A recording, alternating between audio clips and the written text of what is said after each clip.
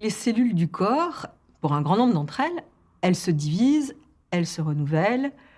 Donc elles sont très disciplinées, très organisées. Quand elles se divisent, elles multiplient leur matériel chromosomique, leurs chromosomes, elles les multiplient, elles les doublent pour pouvoir après séparer le matériel chromosomique dans les deux cellules filles et sans qu'il y ait d'erreur et qu'elles ressemblent vraiment beaucoup à la cellule mère. Mais le problème, c'est qu'il y a beaucoup de fautes d'orthographe qui se créent, qui s'écrivent à chaque doublement de ce matériel chromosomique. Donc dans le corps normal, dans le corps sain, on a toutes les enzymes. Alors les enzymes, c'est des petits ouvriers très très spécialisés qui vont aller corriger les fautes d'orthographe dans l'ADN des chromosomes, en temps normal. Et puis, au cours du vieillissement, ces fautes d'orthographe peuvent avoir tendance à être moins bien réparées.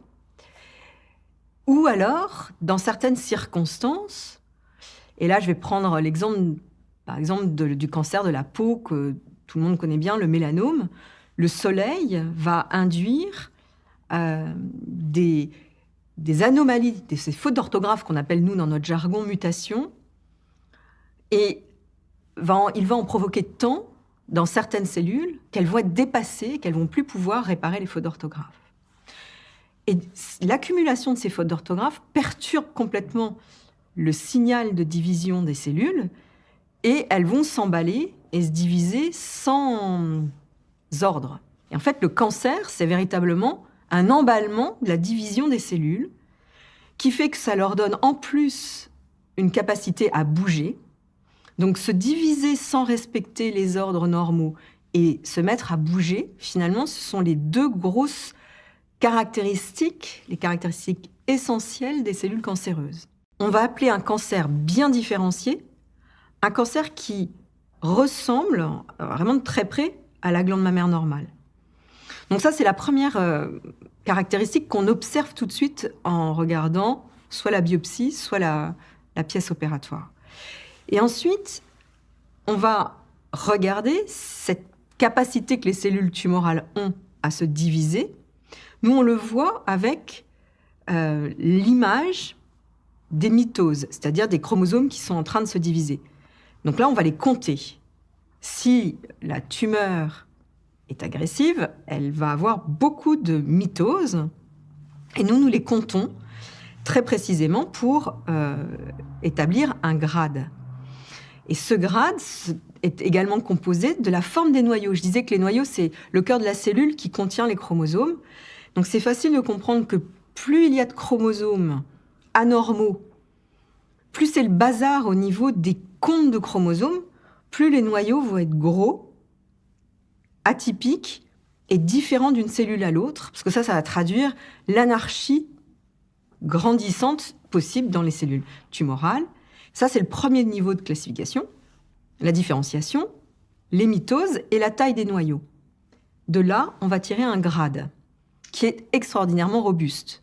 Le grade d'Elston et d'Ellis, qui est 1, 2 ou 3, et là, qui est déjà une très bonne indication de la classification du cancer. Donc le grade 1, c'est très bien différencié, c'est peu grave, très peu grave. Grade 3, c'est indifférencié et plus grave.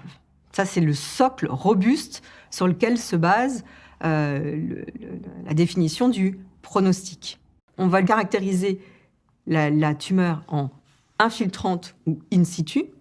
La tumeur in situ, elle reste dans l'arbre galactophorique, elle reste donc protégée d'un contact des cellules tumorales avec les vaisseaux sanguins par la membrane basale et les cellules myoépithéliales. C'est des termes un peu complexes, mais qui sont en fait l'écorce de l'arbre galactophorique, qui vraiment confine à l'intérieur de ce réseau de canaux les cellules tumorales. Donc là, il ne peut pas y avoir de métastase. Donc nous, on renseigne si c'est infiltrant ou in situ.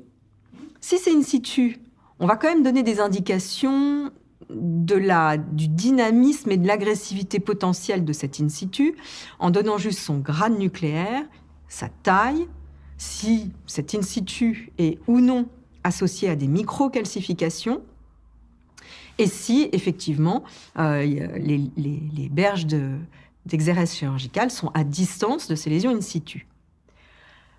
Pour le cancer infiltrant, on donne plus d'informations en isolant bien le compte des mitoses, puisque c'est vraiment la caractéristique même de la cellule tumorale agressive d'en produire beaucoup.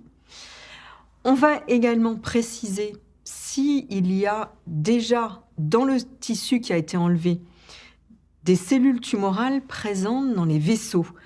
Alors, il faut imaginer que donc il y a des vaisseaux partout dans le corps, et autour des cancers, bien sûr, il y avait les vaisseaux préalablement existants.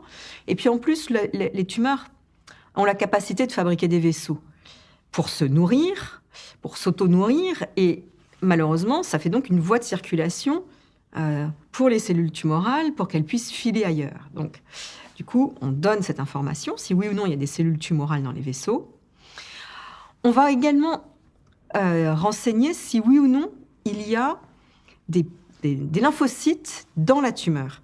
Alors, qu'est-ce que c'est les lymphocytes? C'est des globules blancs qui peuvent, dans certaines circonstances, aider les cellules tumorales cancéreuses du sein à mourir. Donc en fait, c'est des très bonnes cellules de notre corps qui peuvent, quand elles sont présentes en grand nombre, prédisent un meilleur pronostic.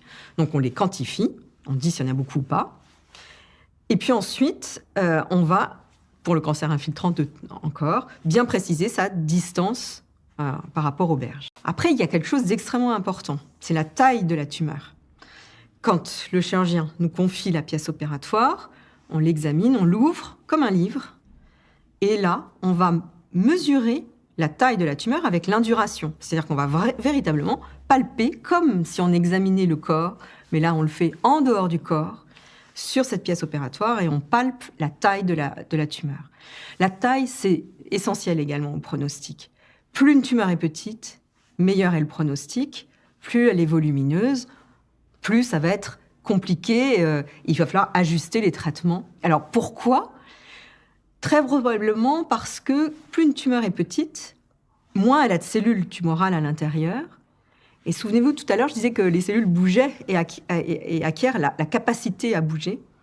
Et en fait, c'est tout le problème du cancer, d'essaimer des cellules à partir du sein malade pour aller donner en fait ces petites micro-métastases qui se tapissent pendant des semaines, des années, et qui, après, peuvent donner des métastases ailleurs que dans le sein, sans qu'on comprenne encore exactement pourquoi.